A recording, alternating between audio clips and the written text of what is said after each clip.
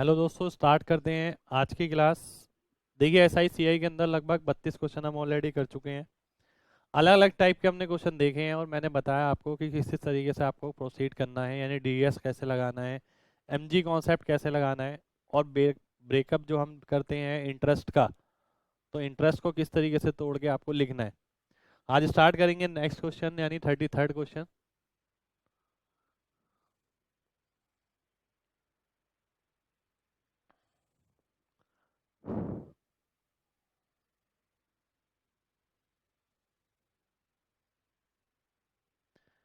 किसी साधारण ब्याज दर से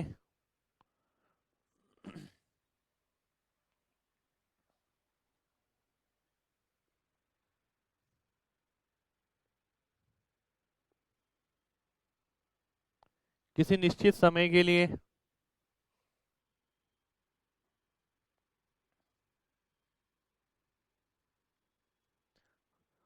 मूलधन और मिश्रधन का अनुपात 4:5 है।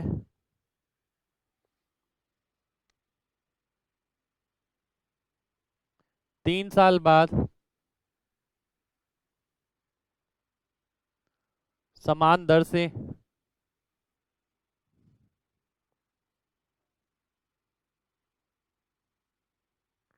मूलधन और मिश्रधन का अनुपात 5:7 हो जाता है।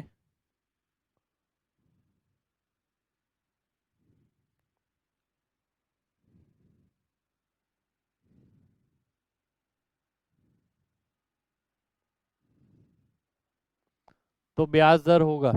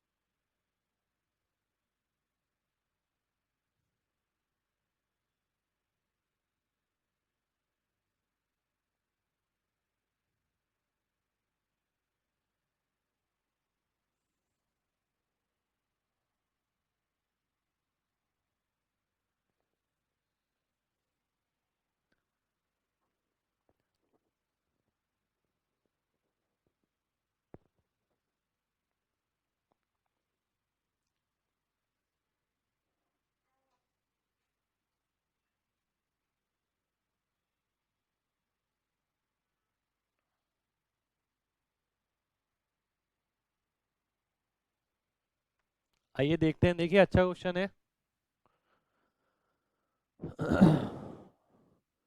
P और A का अनुपात दे रखा है 4:5। 3 साल बाद ये अनुपात 5:7 हो जाएगा। अब देखिए, जो प्रिंसिपल की वैल्यू यानी जो मूलधन है, जो उधार ली गई राशि है, वो तो समान ही रहेगी।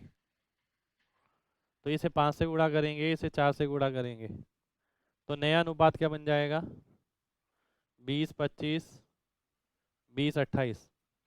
यानी जो राशि 20 रुपये थी वो अब 28 रुपये हो जाएगी। तो आपने देखा इन 3 साल के अंदर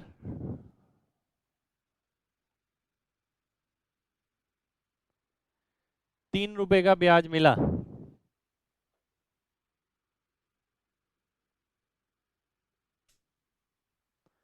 तो आपने देखा 1 रुपए का ब्याज मिला 1 साल में। 20 रुपए पे अगर 1 रुपए ब्याज मिल रहा है तो 5% आपका आंसर आ जाएगा। एक बार दोबारा से देख लेते हैं।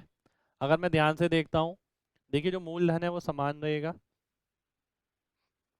ये आपको डायरेक्ट क्वेश्चन में ही देखना है।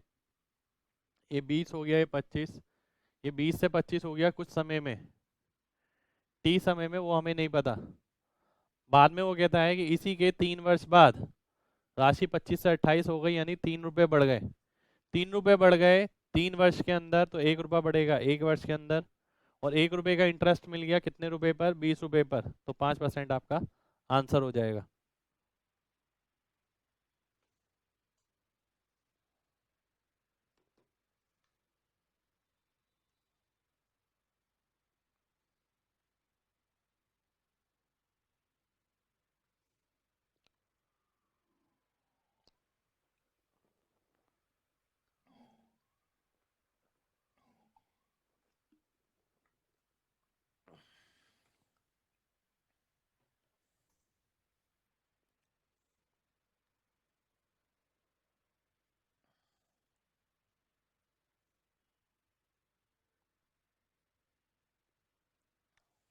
अगला क्वेश्चन देखते हैं।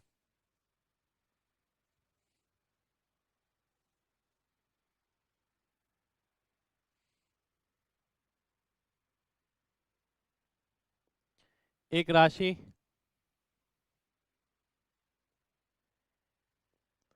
11 सही 1/9% की दर से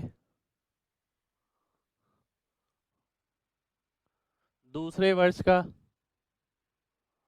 चक्रवृद्धि ब्याज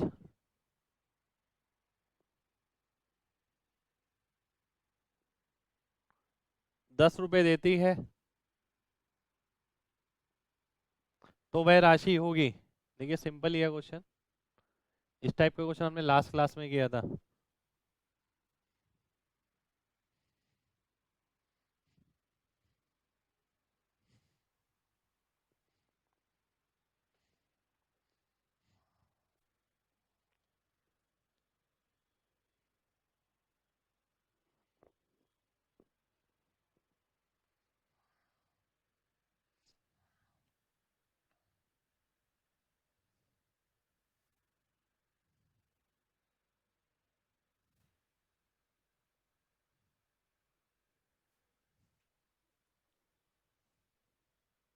आइए देखते हैं। देखिए सिंपल ही क्वेश्चन है, ज़्यादा टाइम नहीं लगाना है। 11 सही 1/9 का मतलब है 1/9, और 2 वर्ष की अगर बात हो रही है तो प्रिंसिपल हम 81 मान लेंगे, 9 का स्क्वायर। ऐसा इसलिए करते हैं कि आगे वाला पार्ट हमारा इंटीजर मिले। तो 1/9 यानी 9 हो गया, फिर 9 हो गया, इसका 1/9 यानी 1 हो गया। अगर आप देखते हैं दूसरे वर्ष का चक्रवृद्धि ब्याज 10 यूनिट है और 10 की वैल्यू 10 रुपए दे रखी है, तो आपको निकालना है प्रिंसिपल, यानी 81 रुपये आ जाएगा। 81 रुपये आपका आंसर हो जाएगा, यानी 81 आंसर हो जाएगा।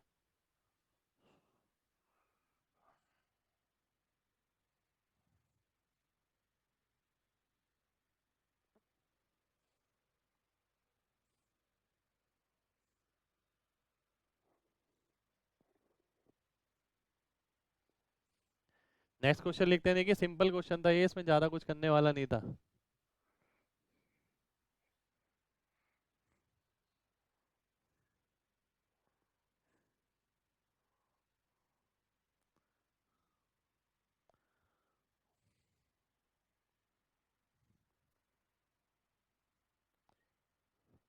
यदि 2 साल के लिए चक्रवृद्धि ब्याज और साधारण ब्याज में 40 रुपए का अंतर है,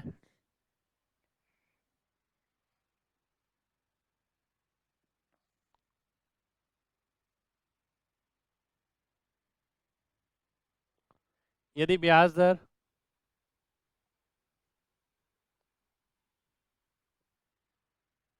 पहले वर्ष के लिए 14 सही 2/7% है,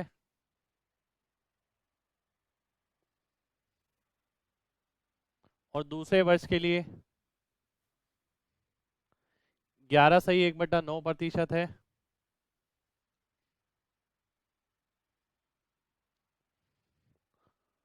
तो वह राशि होगी। देखिए अच्छा क्वेश्चन है ये, ज़्यादा मुश्किल नहीं है, पर थोड़ा सा अलग सा क्वेश्चन है, थोड़ा सा सोचना पड़ेगा।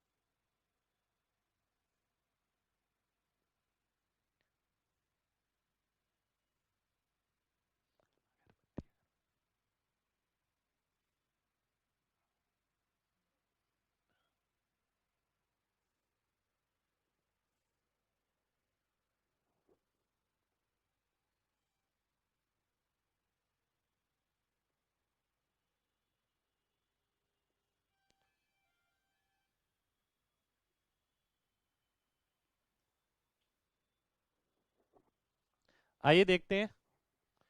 देखिए क्वेश्चन सिंपल ही है। देखिए मैं बार बार बोल रहा हूँ, कॉन्सेप्ट को समझ के रखना है।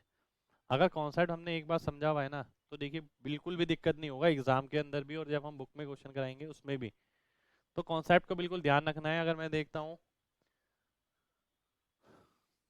पहले साल के लिए जो ब्याज है वो 1/7 है, दूसरे साल के लिए 1/9 है। तो यानी देखिए एक ऐसी राशि, अगर ये 1/9 ये होता, 1/9 ये होता, तो हम क्या कर लेते हैं, एक ऐसी राशि को मान लेते हैं जो 9 से 2 बार डिवाइड हो जाएगी, यानी 81 मान लेते हैं, 9 का स्क्वायर, जैसे पिछले क्वेश्चन में किया था हमने। पर यहाँ पर क्या करना है, 7 से भी भाग करना है, 9 से भी भाग करना है। इसलिए प्रिंसिपल को हमने क्या मान लिया, 63। पहले वर्ष 1/7, दूसरे वर्ष 1/9, इसका भी 1/9। अब यहाँ पर उसने दे रखा है जो अंतर है वो 40 रुपये है, यानी ये अंतर हो गया। वैल्यू निकालनी है आपको 63 यूनिट की, जो कि 2520 रुपये आ जाएगा, 9 का मल्टीपल आ जाएगा।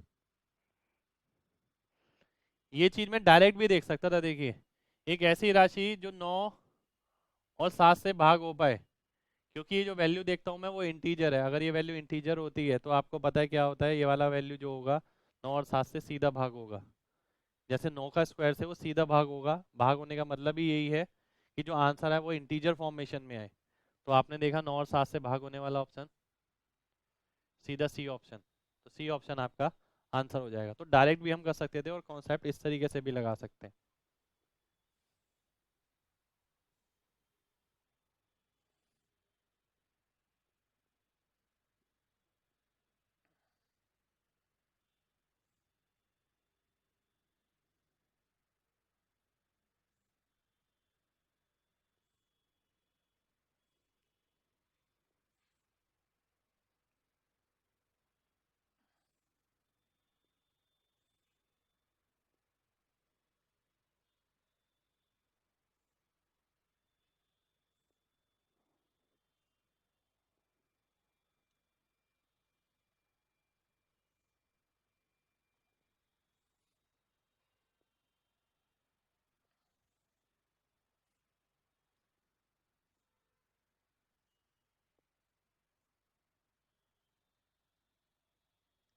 ₹400 की एक राशि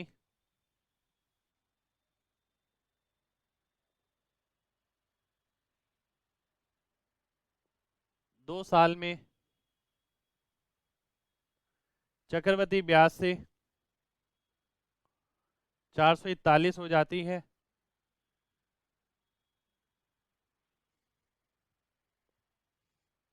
तो वह राशि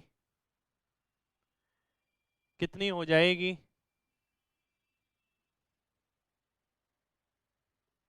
यदि ब्याज दर 5% बढ़ा दिया जाए।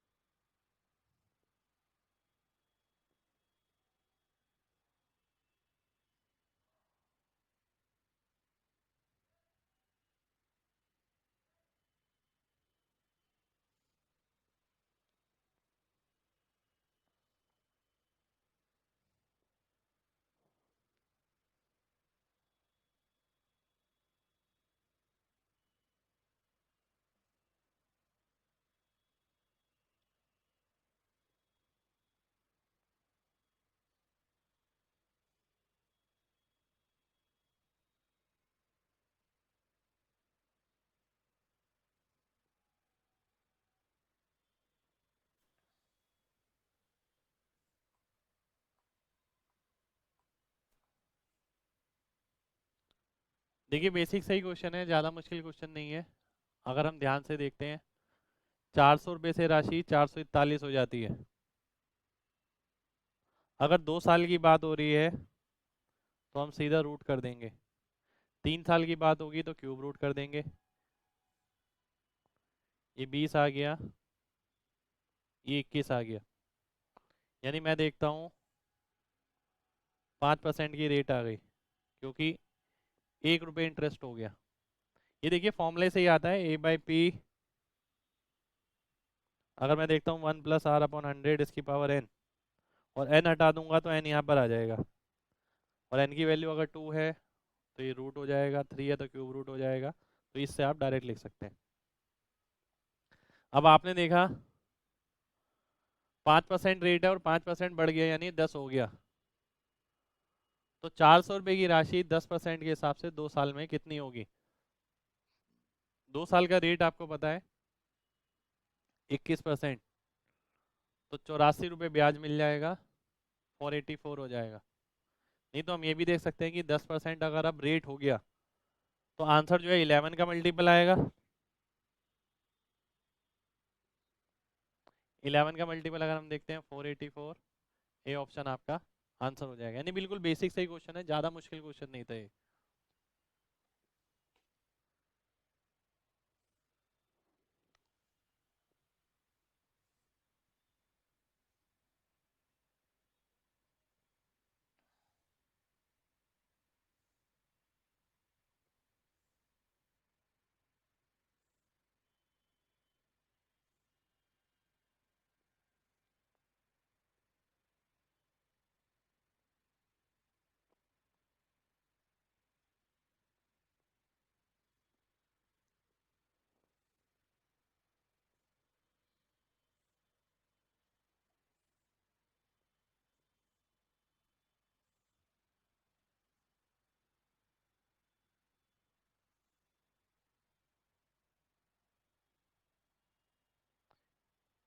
यदि चक्रवृद्धि ब्याज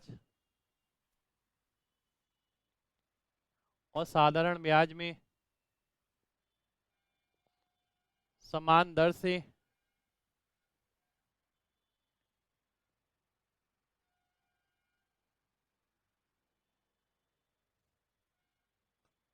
15,000 रुपये की राशि पर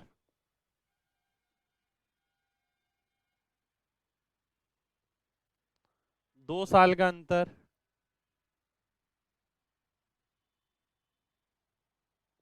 96 रुपये है, तो ब्याज दर होगा। अच्छा क्वेश्चन है, एग्जाम में आया हुआ क्वेश्चन है।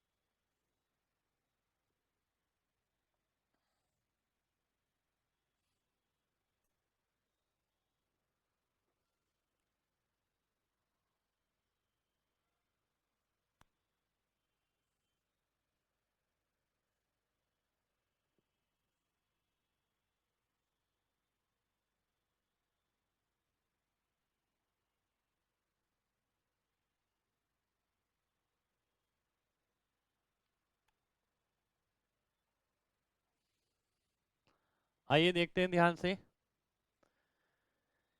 देखिए CI का रेट होता है R+R+R² / 100, यानी जो डिफरेंस वाला पार्ट है वो ये है R²/100। यानी अगर हम CI/प्रिंसिपल करें तो इसका ब्याज परसेंट आ जाएगा, SI/प्रिंसिपल करें तो इसका ब्याज परसेंट आ जाएगा,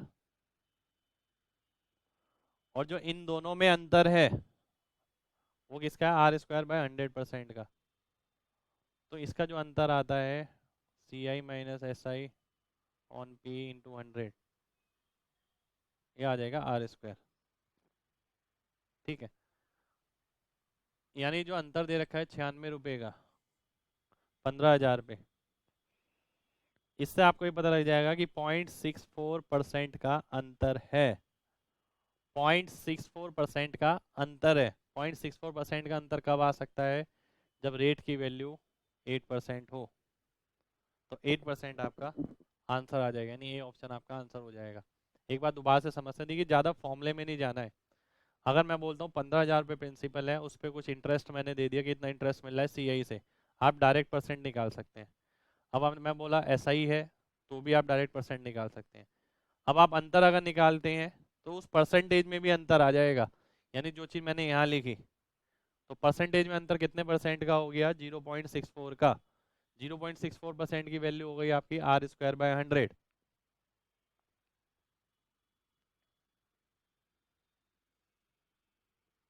तो आर की वैल्यू क्या हो जाएगी? 64 का रूट, यानी 8% आ जाएगी। तो 8% आपका आंसर हो जाएगा। तो देखिए अच्छा क्वेश्चन है, केवल इसी का परसेंटेज इस पे निकालना है, और वो क्या निकलेगा?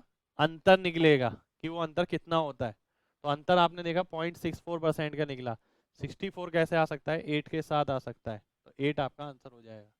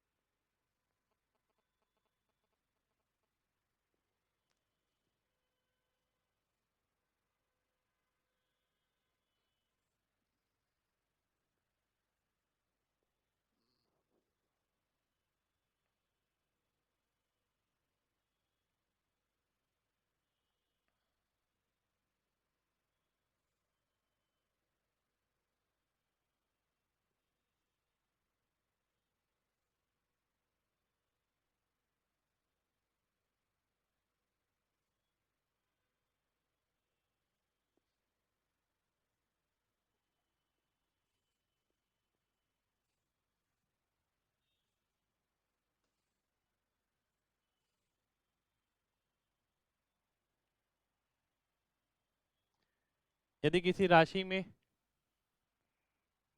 ये मेंस का ही पेपर में आया हुआ है किसी, यदि किसी राशि में 6 वर्ष के अंदर साधारण ब्याज दर से 60% की बढ़ोतरी होती है,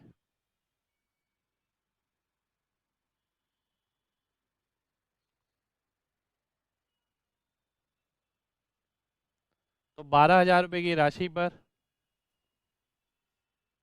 3 वर्ष के बाद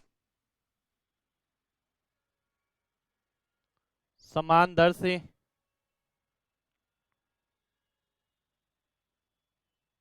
चक्रवृद्धि ब्याज होगा।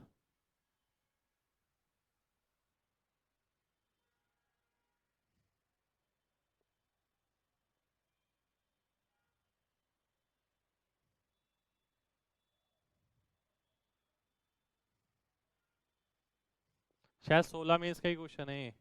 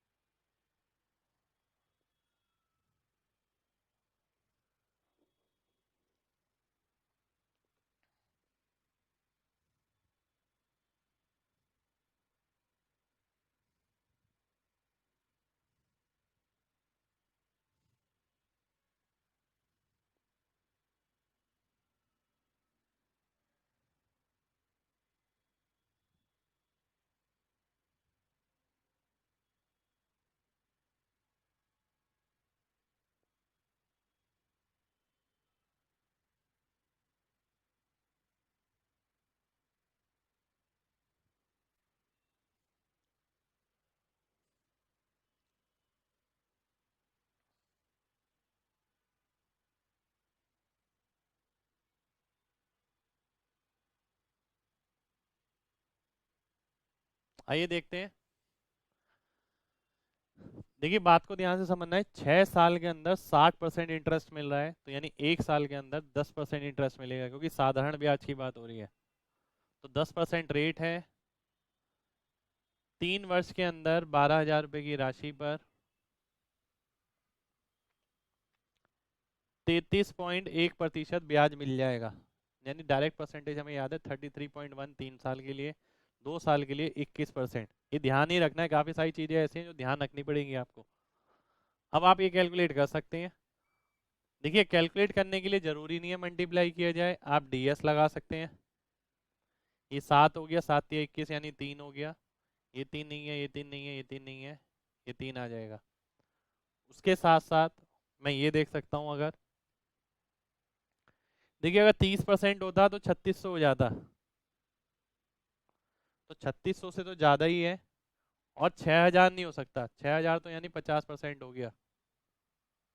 तो सी ऑप्शन आपका आंसर आ जाएगा। यानी डायरेक्ट दिमाग में ही करना है, इस क्वेश्चन में ज़्यादा लिखने वाला पार्ट मैं नहीं मानता कि है।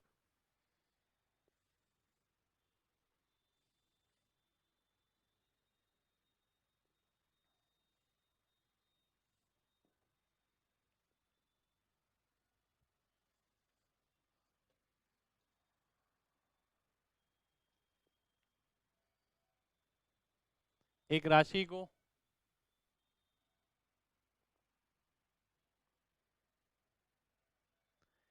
1 साल के लिए उधार पे लगाया जाता है,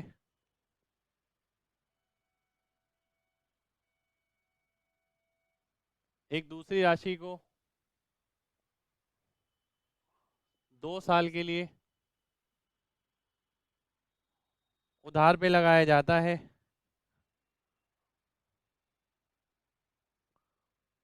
तीसरी राशि को 3 साल के लिए उधार पे लगाया जाता है,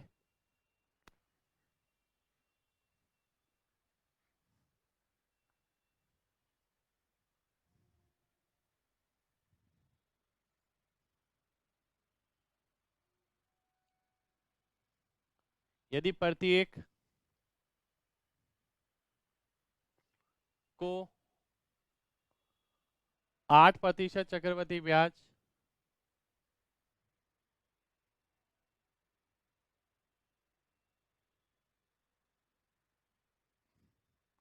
पर लगाया जाता है,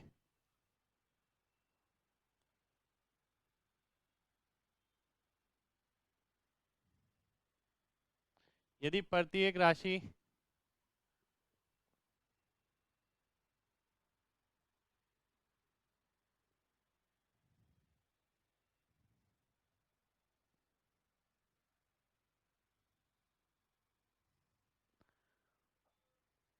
अपने व्यक्तिगत समय के बाद समान हो जाती है,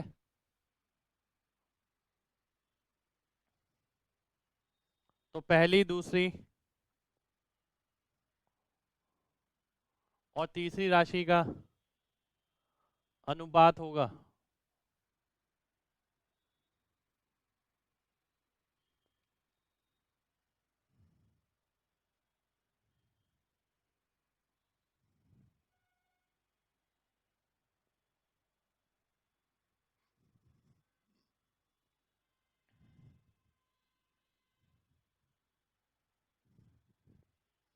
देखिए अच्छा क्वेश्चन है।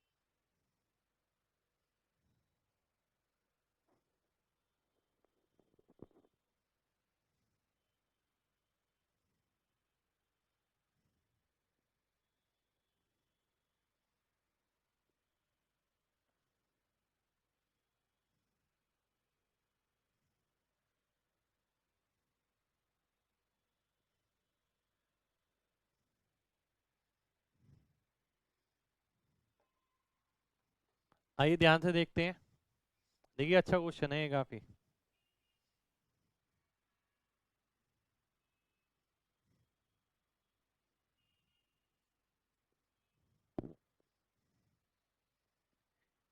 देखिए जो हमारा जनरल फॉर्मूला होता है वो होता है ये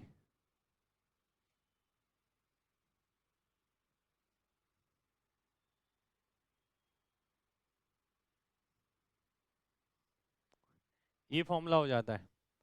अगर बात हो रही होगी 1 साल की तो डायरेक्ट हो जाएगा 108/100, 27/25। क्योंकि रेट 8% है तो मैंने इसे 25 लिख दिया, तो 28 लिख दिया। अगर बात हो रही होगी 2 साल की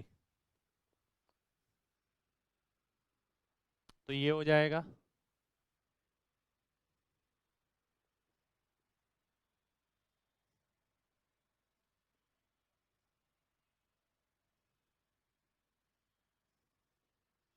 और बात हो रही होगी 3 साल की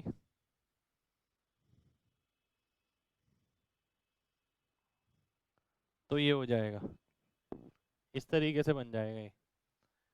अब यहाँ पर एक चीज और बोल लिया कि प्रत्येक राशि समान बन जाती है,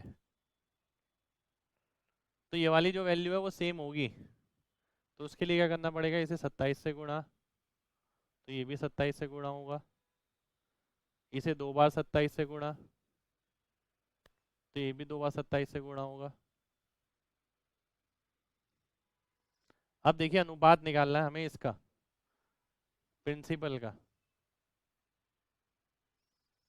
25 कॉमन हो गया, बचा गया 729, 625, 675, 625। ए ऑप्शन हमारा आंसर आ जाएगा। यानी डायरेक्ट ही देख सकते हैं ये चीज़ हम, कि अगर देखा जाए तो ये इक्वल रहेगा। ये इक्वल रहने के लिए इसे इक्वल बनाना पड़ेगा, 27 से गुणा करके यहाँ पर भी करना पड़ेगा, 2 बार 27 से यहाँ पर गुणा करना पड़ेगा। इस तरीके से आप इसका सोल्यूशन बना सकते हैं। पर एक चीज़ और ध्यान रखिए यहाँ पर, ये आप डायरेक्ट भी देख सकते थे। डायरेक्ट कैसे देखते, देखिए अगर मैं देखता हूँ A/P1, ये 1+R/100 n है। n अगर मैं 1 साल के लिए ले लेता हूँ तो ये आ जाएगा, और A/P2 2 साल के लिए ले लेता हूँ, ये आ जाएगा। अब देखिए अगर मैं इसका और इसका रेशियो निकालूंगा तो P2/P1 मिल जाएगा आपको 1+R/100 यानी आपको उल्टा मिलेगा। इसको आप अगर इससे डिवाइड करेंगे तो ये उल्टा मिलेगा, तो P1/P2 1+R/100 आ जाएगा। क्योंकि इससे ए से ए कट गया, P2 ऊपर P1 नीचे, ये नीचे बचेगा 1+R/100। ठीक है, तो नीचे 1+R/100 बचेगा, तो ये वैल्यू ये हो जाएगी। यानी इस तरीके से आप क्या कर सकते हैं, रेशियो निकाल सकते हैं दोनों का। ये कितना आ गया, 27/25 आ गया। 27/25 में देखता हूँ, ये भी नहीं है, ये भी नहीं है, ये भी नहीं है, ये हो गया ए ऑप्शन। तो ए ऑप्शन आपका आंसर हो जाएगा। केवल ये वाला पार्ट देख के आंसर कर सकते थे। देखिएगा अगर केवल पहले दो का कैलकुलेट कर लें प्रिंसिपल, तो उसी से आपका आंसर आ सकता है। हमने देखा जो फॉर्मूला होता है, देखिए अगर डायरेक्ट आपको रेशियो निकालना है, अगर मैं देखता हूँ, मैं डायरेक्ट लिखूंगा P1/P2। ठीक है, जो अंतर होगा दो में से एक गया, एक वो यहाँ पर आ जाएगा, 1+R/100 आ जाएगा। ये ऊपर क्यों आएगा, आपको केवल ये देखना पड़ेगा कौन सी राशि बड़ी है कौन सी छोटी है। अगर ये 27/25 आ रहा है तो P1 बड़ा रहेगा और P2 आपका छोटा रहेगा। क्योंकि P1 बड़ा इसलिए होगा क्योंकि वो 1 साल में उतना बन रहा है जितना P2 2 साल में बन रहा है। तो इसी से आपको पता लगेगा। देखिए इस चीज़ को ना केवल दिमाग में रखना है, और ये आंसर सीधा होना चाहिए था। जैसे कि मैंने आपसे पूछा कि P1 बड़ा होगा, P2 बड़ा होगा या P3 बड़ा होगा, तो आपका जवाब होना चाहिए कि सबसे बड़ा P1 होगा, क्योंकि वो 1 साल में उतना बन रहा है। तो P1, उससे छोटा P2, फिर सबसे छोटा P3। फिर आपने देखा कि जो रेशियो का जो परसेंटेज है, परसेंटेज से रेशियो बनेगा 27/25। तो 27/25 है, तो P1/P2 का अनुपात आना चाहिए, क्योंकि P1 बड़ा है तो 27 ऊपर, P2 छोटा है तो 25 नीचे, तो 27/25 आ जाएगा। इसी तरीके से मैं P2 और P3 का भी निकाल सकता हूँ, तो आंसर मैच करेंगे, ए ऑप्शन हमारा आंसर हो जाएगा। तो यानी बना के भी कर सकते हैं और डायरेक्ट कॉन्सेप्चुअली जैसे हमने रेशियो में किया था उस तरीके से भी आप कर सकते हैं इसे।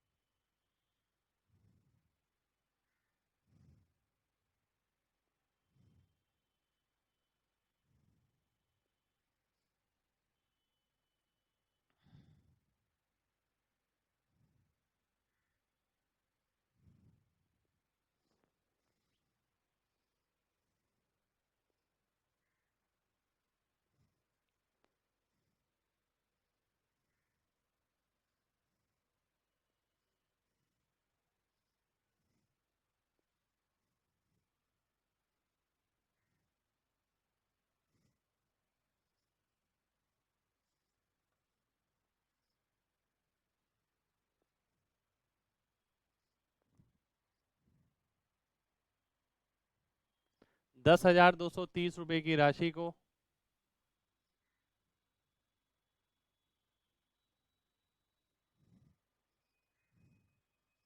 दो हिस्सों में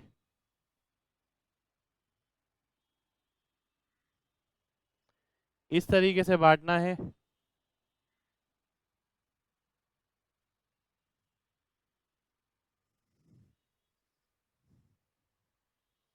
कि पहला भाग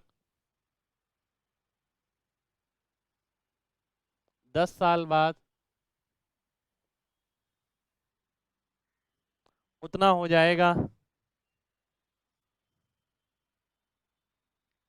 जितना कि दूसरा भाग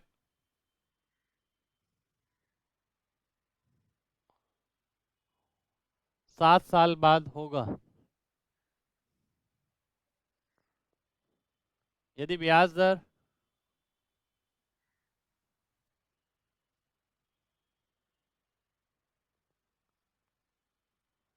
20% वार्षिक दर चक्रवृद्धि ब्याज है। ये एग्जाम का ही क्वेश्चन है, इस टाइप का क्वेश्चन आता है एग्जाम में, इंपॉर्टेंट क्वेश्चन में से है।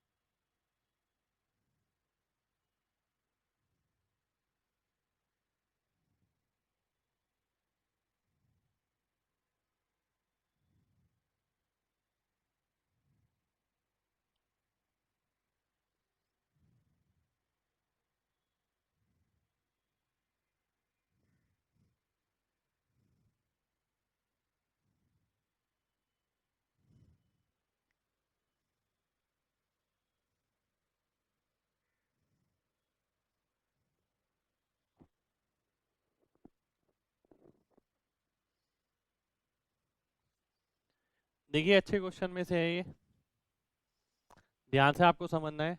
अगर हम ध्यान से देखते हैं, देखिए कॉन्सेप्ट मैं आपको बताऊंगा, वो ध्यान रखना है। अगर वो ध्यान है तो सीधा आंसर आ जाएगा इसका।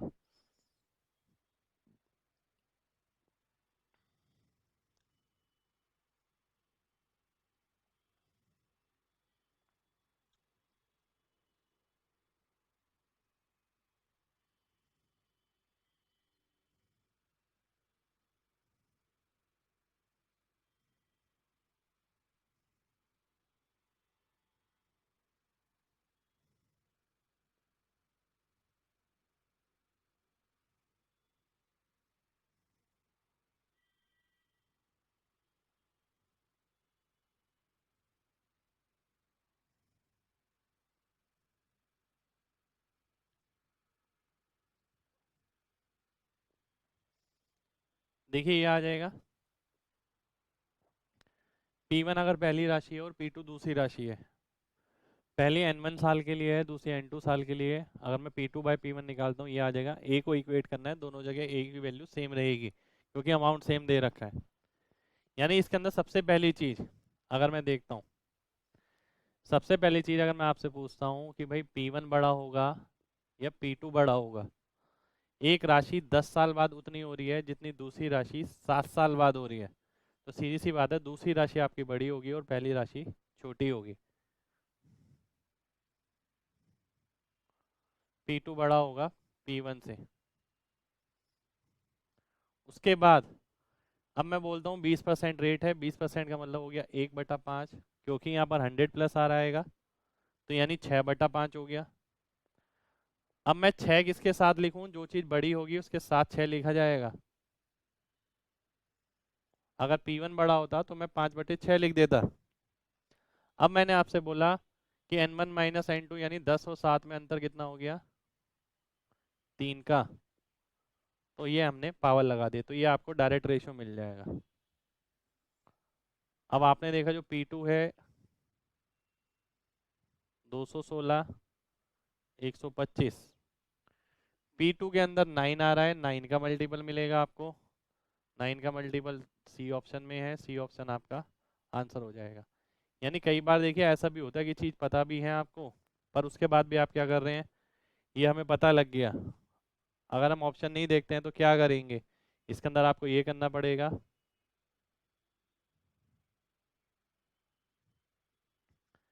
ये P1 है, ये P2 है, टोटल हो गया 341, जिसकी वैल्यू आपको 10230 दे रखी है, यानी 30 गुना। तो 216 का 30 गुना निकालते हैं हम, 6480। 125 का 30 गुना निकालते, 3750, और फिर आंसर मार्क करते। तो क्यों ना ऐसा किया जाए कि बेटर कि रेशियो ही मैच कर लिया जाए, कि भाई ये 9 आ रहा है, ये 125, या तो ये रेशियो मिल जाए या हमें ये 9 का मल्टीपल मिल जाए। 9 का मल्टीपल ये मिल गया, ये आपका आंसर हो गया। तो कॉन्सेप्ट को ध्यान से समझ के रखना, इस टाइप का क्वेश्चन मेंस में काफ़ी बार आया हुआ है।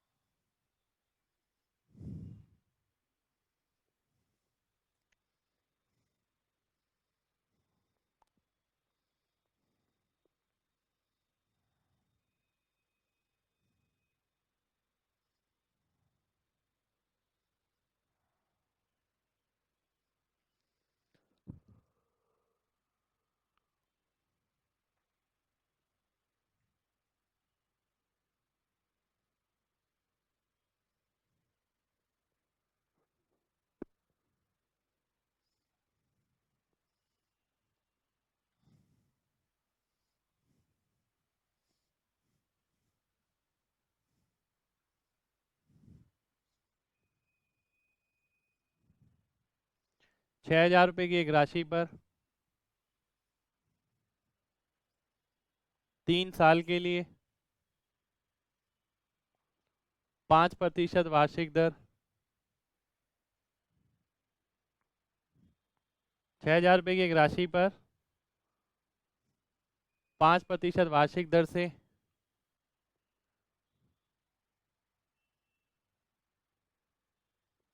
3 साल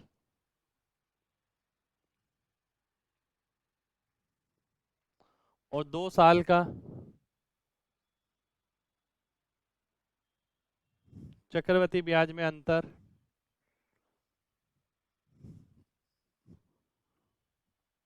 होगा। अच्छा क्वेश्चन है, देखिए ये भी।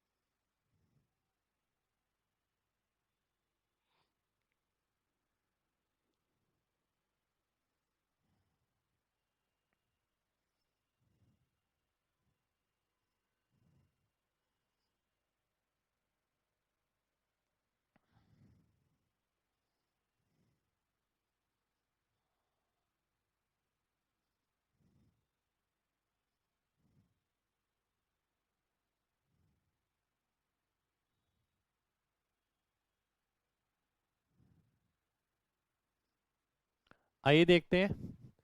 देखिए थोड़ा सा कैलकुलेटिव टाइप का क्वेश्चन है ये, थोड़ा सा कैलकुलेशन आपको करना पड़ सकता है इसमें। पहला तरीका अगर मैं देखता हूँ, 6,000 रुपये की राशि पर 5% के हिसाब से, तो 2 साल का चक्रवृद्धि ब्याज जो हो गया ये हो गया। अगर 3 साल का चक्रवृद्धि ब्याज निकालते हैं तो एक 300 और आ जाएगा, ये 30 आ जाएगा, ये 75 आ जाएगा। अब देखिए 3 साल का ये है, 2 साल का ये है, तो जो अंतर हो गया वो ये हो गया, 330 रुपये 75 पैसे। इसी चीज को आप परसेंटेज से भी देख सकते हैं। अगर मैं देखता हूँ 2 साल का परसेंटेज कितना होता है, 10.25। 3 साल का कितना होता है, 15.7625। हमने दोनों याद करें ये। अब आप सब्ट्रैक्ट करते हैं, अगर ये आ जाएगा 5.5125, यानी इतना परसेंट आपको निकालना है किसका, 6,000 का। अब इसमें आप अप्रोक्सीमेशन से काम कर सकते हैं। अगर ये 6% होता तो 360 रुपये होता, उससे कम है तो ये तो हो नहीं सकता, ये बहुत कम हो गया। ये डी ऑप्शन आपका आंसर आ जाएगा, यानी डी ऑप्शन आपका सीधा आंसर हो जाएगा। अगर मैं डी एस लगाता हूँ तो ये 9 आ गया, तो जिसके अंकों का योग 9 होगा वही आंसर हो जाएगा। तो डी एस से भी आप कर सकते हैं, सीधा 9 आपका आंसर हो जाएगा। तो ये परसेंटेज से भी हम कर सकते हैं, वैसे भी कर सकते हैं। परसेंटेज से देखिए 2 साल के लिए हमने 5% का रेट पढ़ा है 10.25, 3 साल के लिए पढ़ा है इतना, अंतर हो गया इतना। और इसका आप 6,000 पे या तो डी एस निकालिए या अप्रोक्सीमेशन लगाइए।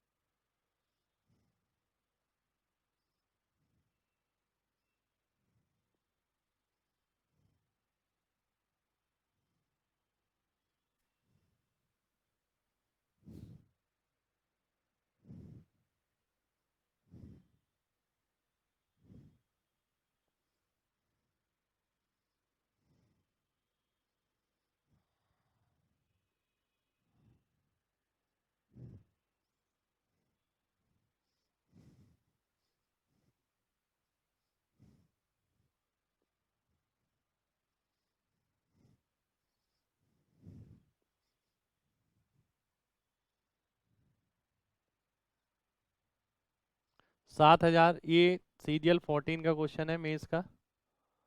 7,930 रुपये की एक राशि को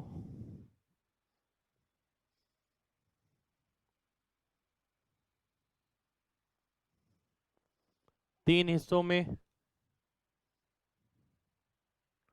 बांटा जाता है।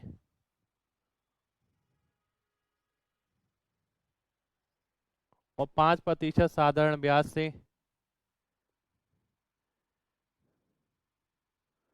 ए, बी और सी को क्रमशः 2, 3 और 4 वर्षों के लिए दे दिया जाता है।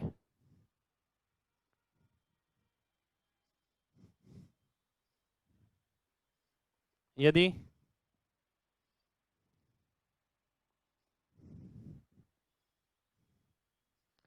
ये तीनों राशि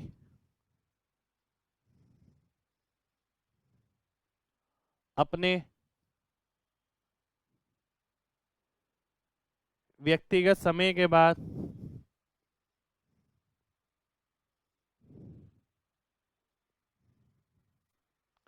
समान हो जाती हैं,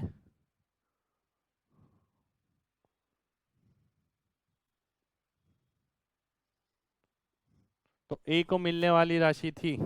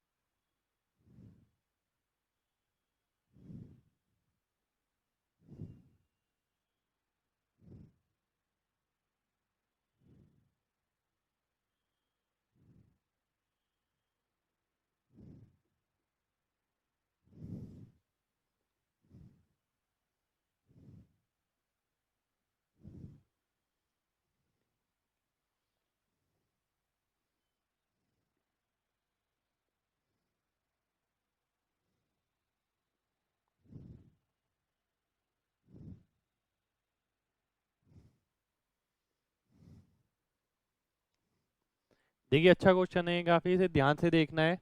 इसके अंदर आपको बेसिकली दो वैरायटी के क्वेश्चन मिलेंगे।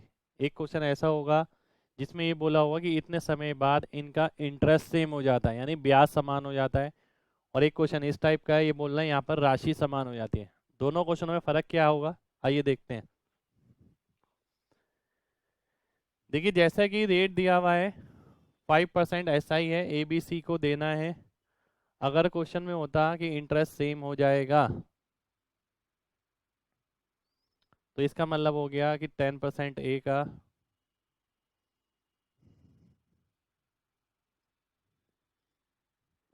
ये तीनों समान है। अगर इंटरेस्ट सेम बोला होता तो, पर यहाँ पर बोला गया है अमाउंट सेम। केवल यही बात ध्यान रखनी है, देखिए इसके बीच पे काफ़ी बार बच्चे क्वेश्चन गलत कर देते हैं।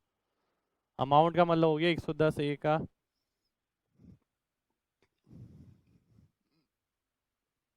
115 बी का और 120 सी का। काटते हैं अगर इसे,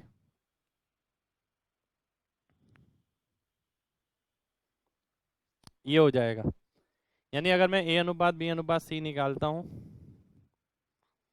तो ए की वैल्यू क्या आएगी 23 × 24, बी की 22 × 24, इसे छुपा लेंगे इसे छुपा लेंगे, 22 × 23।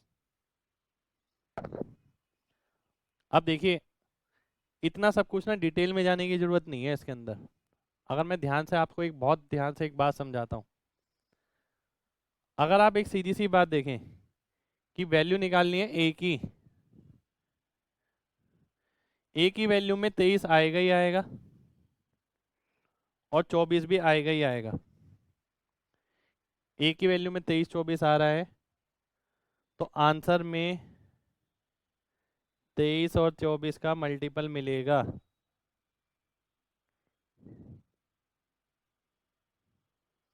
अगर मैं 24 का मल्टीपल की बात करूँ तो 3 का मल्टीपल होता है।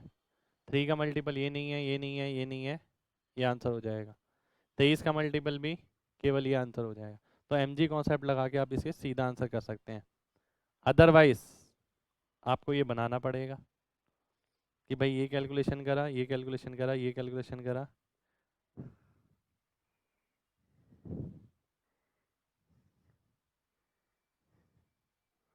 और इतने यूनिट की वैल्यू कितने के बराबर दे रखी है 7930 के, और वैल्यू किसकी निकालनी है आपको 23 × 24 की।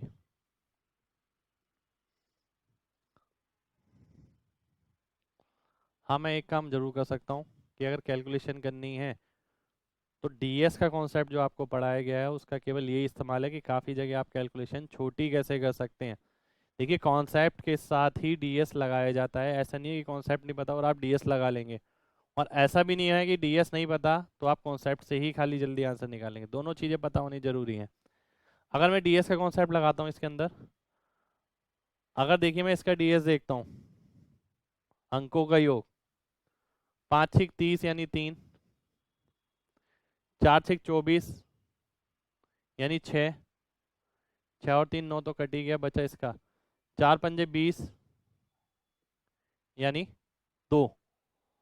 इसके अंकों का योग देखता हूँ मैं, 1 आ गया, इंटू इसके अंकों का योग देखता हूँ, नीचे 2 आ जाएगा, 6 6 पंजे 30 यानी 3, नीचे 2 होता है तो ऊपर 5 होता है, तो अंकों का योग 6 आ जाएगा।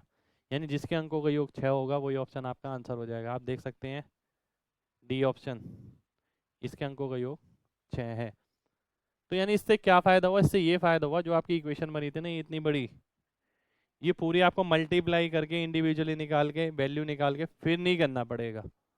तो यही चीज़ डीएस का और एमजी कॉन्सेप्ट का फ़ायदा है। एमजी कॉन्सेप्ट का क्या फ़ायदा हुआ, देखिए दोनों चीज़ें नहीं पड़ी होती तो आपके सामने केवल एक ही चारा बचता है क्वेश्चन को सॉल्व करने का। पूरा बनाएंगे, ये बोलेंगे कि वैल्यू कैलकुलेट करके ये वैल्यू इसके बराबर है, 1 यूनिट की निकालेंगे फिर इसके निकालेंगे और फिर आंसर मार्क करेंगे।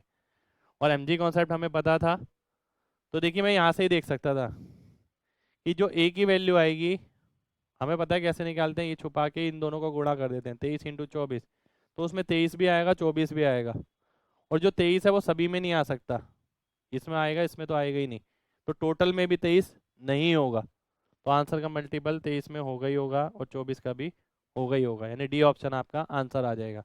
तो क्वेश्चन करने के तरीके पे डिपेंड करता है। देखिए मैंने आपको करने का तरीका बताया कि डीएस और एमजी कॉन्सेप्ट लगाते हैं तो टाइम बहुत बच जाएगा क्वेश्चन में, अदरवाइज पूरा कैलकुलेशन है और 14 में इसका ही पेपर है।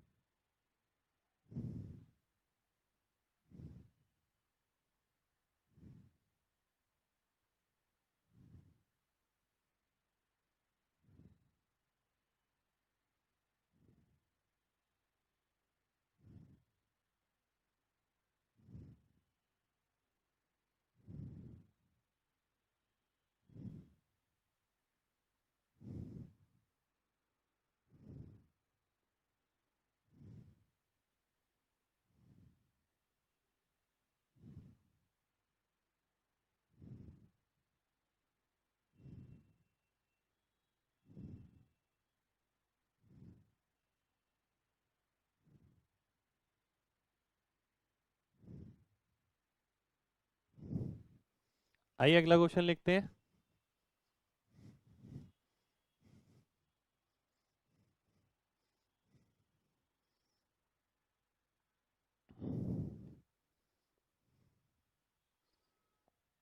एक राशि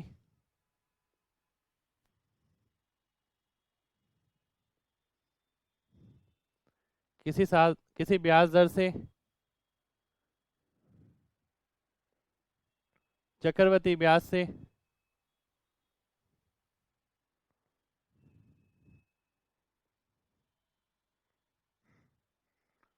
तीसरे और चौथे वर्ष का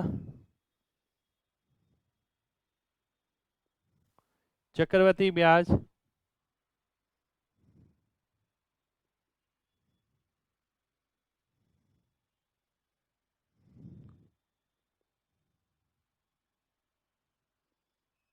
क्रमशः 1260 रुपये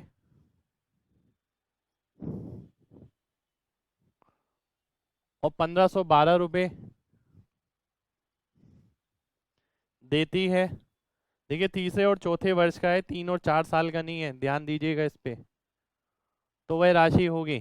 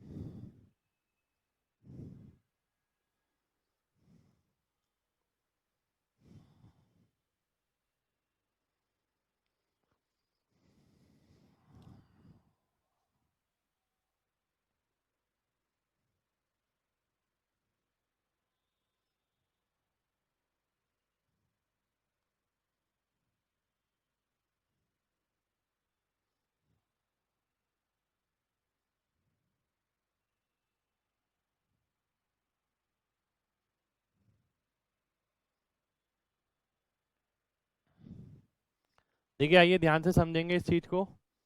देखिए अच्छा क्वेश्चन है। एक सिंपल एग्जांपल लेके मैं समझाता हूँ। अगर 1000 रुपये की कोई राशि है, 10% के हिसाब से जो ब्याज मिलता है,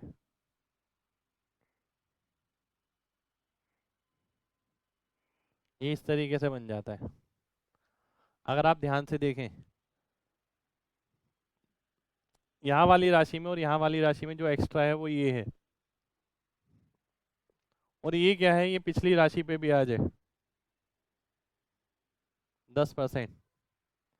अगर आप यहाँ वाली में और यहाँ वाली में अंतर देखें तो ये अंतर है, और ये अंतर क्या है, ये पिछली राशि पे ब्याज है 110 का 10%, 11 हो गया जो कि। तो यही चीज़ यहाँ पर दे रखी है। अगर मैं first year, second year, third year, fourth year की बात करता हूँ, ये 1260 है, ये 1260 प्लस 52, 252। ठीक है। तो ये जो अतिरिक्त चीज है, ये क्या है, ये इस वाली राशि पे ब्याज है, तो इससे मैं रेट निकाल सकता हूँ।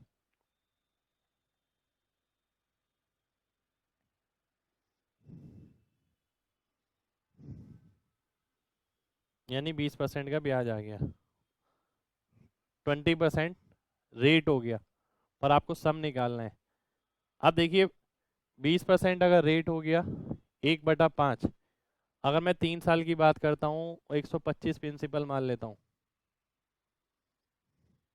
तो 25 25 25 5 10 1, तो जो तीसरे साल की राशि हो गई वो कितनी हो गई, 36 हो गई। और 36 यूनिट की वैल्यू आपको कितनी दे रखी है, 1260 रुपये। और वैल्यू किस चीज़ की निकालनी है, प्रिंसिपल की निकालनी है 125 यूनिट की, जो कि आपकी 4375 आ जाएगी। तो 4375 आपका आंसर हो जाएगा। एक बार दोबारा से देख लेते हैं। देखिए, अगर मैं देखता हूँ ध्यान से, सबसे पहले मैंने आपको जो कॉन्सेप्ट बताया वो ये था कि पिछले वर्ष के ब्याज में और इस वर्ष के ब्याज में जो अंतर होता है वो केवल वही होता है जो पिछले वर्ष के ब्याज पे ब्याज मिला है, यानी इस पे जो ब्याज मिला वो ये रहा। यहाँ पर और यहाँ देखता हूँ, इन पूरे पे जो ब्याज मिला एडिशनल वो ये रहा। तो यहीं से आप रेट निकाल सकते हैं। रेट निकालने की कोशिश करिए आपने, ये आ गया 20%, यानी 20% इंटरेस्ट मिल रहा है। अब आपने देखा 20% यानी 1/5, 1/5 की पावर 3 लूँगा मैं, अगर 3 साल के लिए बात कर रहा है तो 4 साल के लिए भी ले सकते हैं, फ़र्क कुछ नहीं पड़ेगा क्योंकि आंसर हमारा 3 से आ सकता है, इसलिए हमने 3 ले लिया। तो ये एक कंडीशन बन गई। आपने देखा तीसरे वर्ष का जो ब्याज है वो 36 यूनिट है, इसकी वैल्यू 1260 दे रखी है, आपको निकालनी है 125 यूनिट की, जो कि 4375 हो जाएगी।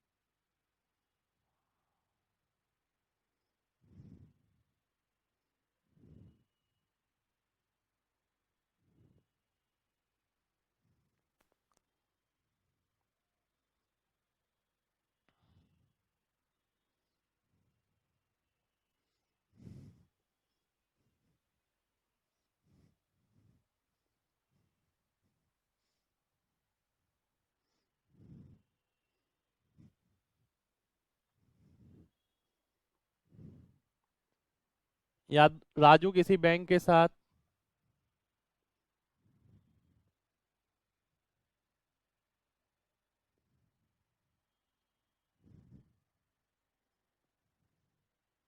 20,000 रुपये जमा कराता है,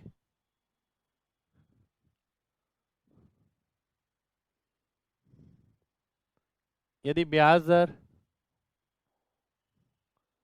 13% वार्षिक चक्रवृद्धि ब्याज है, साधारण ब्याज है, चक्रवृद्धि ब्याज नहीं लिखना, साधारण ब्याज लिखना है, 13% 13 साधारण ब्याज है,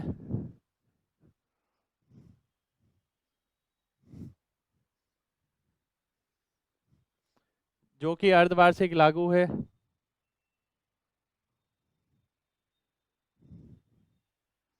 तो वह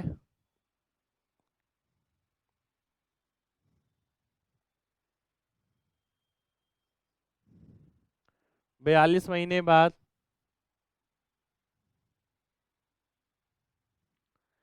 कितनी राशि पाएगा।